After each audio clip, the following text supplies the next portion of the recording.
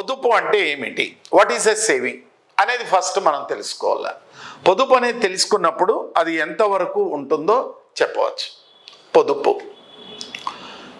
కుటుంబాలు ఆర్జించిన ఆదాయంలో భవిష్యత్ అవసరాల కోసం మూలధన మార్కెట్లో డిపాజిట్ చేసుకునే మొత్తమునే పొదుపు అంటారు.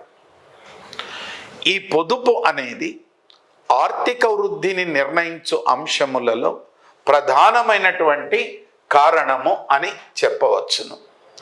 ఒక ఆర్థిక వ్యవస్థలో పొదుపుల స్థాయి పెరిగితే పెట్టుబడుల లభ్యత అధికమవుతుంది.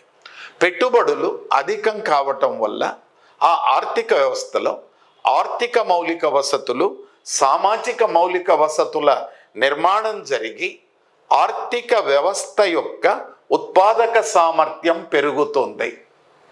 ఆర్థిక వ్యవస్థ ఉత్పాదక సామర్థ్యం పెరగటం వల్ల ఉపాధి అవకాశాలు వస్తాయి, ఆదాయం అనేది పెరుగుతుంది. ఆదాయం రావటం వల్ల ఒకవైపు వినియోగం పెరుగుతుంది, మరి ఒకవైపు పొదుపుల స్థాయి పెరుగుతుంది. వినియోగం పెరగటం వల్ల జాతీయ ఆదాయం పెరుగుతుంది, జాతీయ ఆదాయం పెరగటం వల్ల ఆర్థిక వృద్ధి అనేది పెరుగుతుంది. కనుక ఒక ఆర్థిక వ్యవస్థలో పొదుపుల స్థాయి పెరిగితే పెట్టుబడులు పెరుగుతాయి, పొదుపుల స్థాయి తగ్గితే పెట్టుబడి తగ్గుతుంది.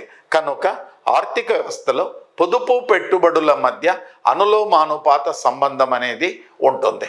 ఒక ఆర్థిక వ్యవస్థలో పొదుపుల స్థాయి పెరిగితే పొదుపులన్నీ కూడా పెట్టుబడులుగా మారుతాయి. పెట్టుబడి అనేది పెరిగితే ఆర్థిక వ్యవస్థ ఉత్పాదక సామర్థ్యం పెరిగి ఉపాధి కల్పన జరిగి పెద్ద ఎత్తున వస్తు సేవల ఉత్పత్తి పెరిగి నిజ జాతీయ ఉత్పత్తి పెరిగి ఆర్థిక వృద్ధి పెరగడానికి అవకాశం ఉంటుంది.